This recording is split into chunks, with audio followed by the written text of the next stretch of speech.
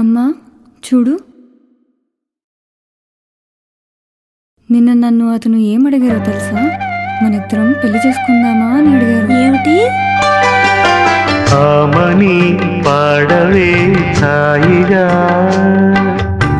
నేను నీకు నచ్చానా? మనిద్దరం పెళ్లి చేసుకుందామా ప్లీజ్? ఓం నమః నయన శ్రుతులకు, ఓం నమః హృదయ లయలకు. పెళ్లి చేసుకుందామని చెప్పింది ఎప్పుడు, ఎక్కడ అని అడగాలి. ఓం నమః అధరజతులకు, ఓం నమః మధుర స్మృతులకు. నీ హృదయం తపన తెలిసి నా హృదయం కనులు